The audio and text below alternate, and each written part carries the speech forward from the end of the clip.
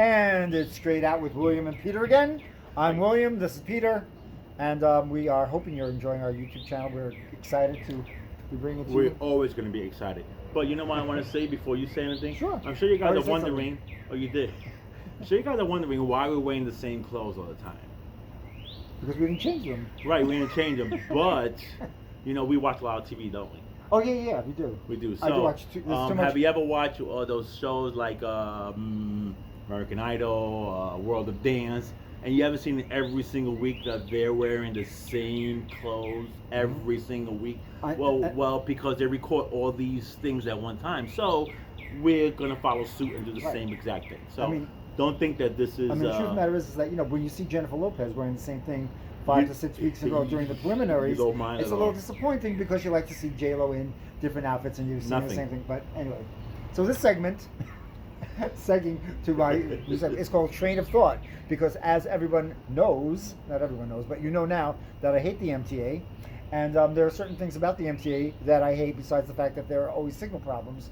But what about those people who need to stand by the door when I am trying to get on? I think that is the most frustrating thing ever, in the sense that I can look over and see that there's lots of room in the middle of the car. Right, I go straight to the middle of the car. And you know what? I go with such fervent energy, like I'm knocking people over. A true New Yorker will push anybody out of the way. I push them out of the way.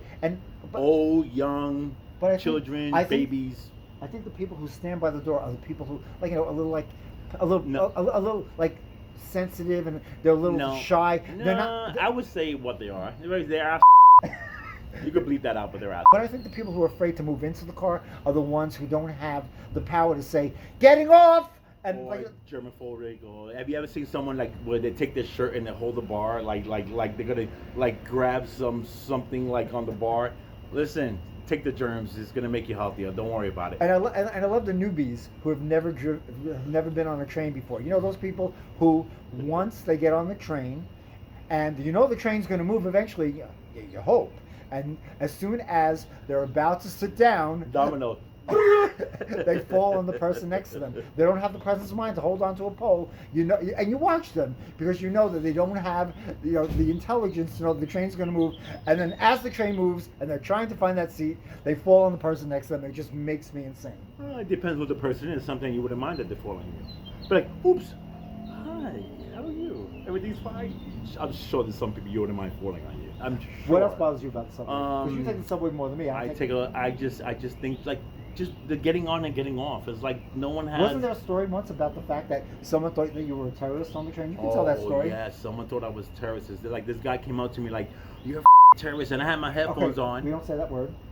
But it could be bleeped out. Okay. And he was in my face, and I had my headphones on. I had no idea what's going on. I took it off and said, "Excuse me." He was in my face. I'm like, "Dude, get away from me. I'm gonna freaking punch you in the face." And I know he was not right in the head, so I was like, leave him alone, but he kept coming back. What he did, I was like, I'm gonna kill this guy, but no one in the train even wanted to assist me. I'm like, no one's gonna help me if this guy wants to murder me or something. But I think it should be allowed that if someone threatens you, I think you should just beat the shit out of them. Beat the crap out of them. And then there was one time in the summer, I remember I was reading the newspaper a long time ago when people read the newspaper. I know. And so it was the summertime, and I had a short sleeve shirt on, and I'm reading the newspaper, and this man above me, I assumed it was a man, not that it mattered. I heard, "Achoo!" And I look over my arm, and there's a big wad of snot that just fell on my arm. So I'm just looking at it, what do I do now? It's so I take a piece of the newspaper and I just moved it off of my arm because I didn't want this stranger's snot on my arm. But still, it's But he didn't say, "Excuse me, I'm sorry." I don't think he saw the snot come out of his nose. I would have took it off and put it on the shirt.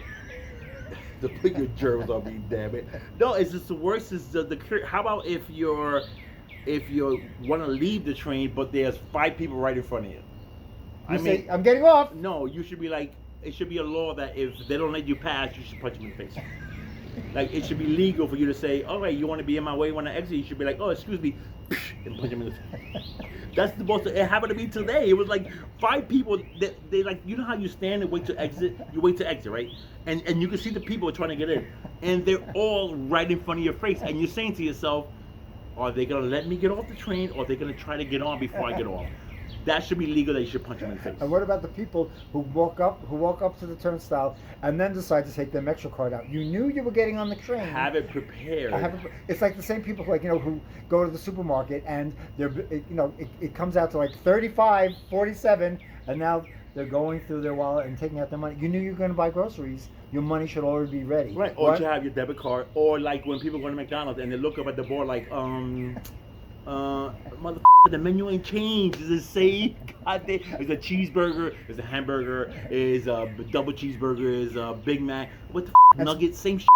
And speaking of English semantics, you know what really is one of my pet peeves? The people that say, "Can I get?" Yeah, you can get whatever you want, but especially in New York, you can get anything you want. Can I get a Big Mac? Yes, you can get it, but do you want it? Can I? No, you cannot get it. How about no? How about if I tell you no? What are you gonna do? No, you can't have a Big Mac. Sorry. And on that note, this segment is over. Have a great night, or afternoon, or morning, or maybe it's the middle of the morning while you're watching this. Or maybe they're in Alaska. See you guys later.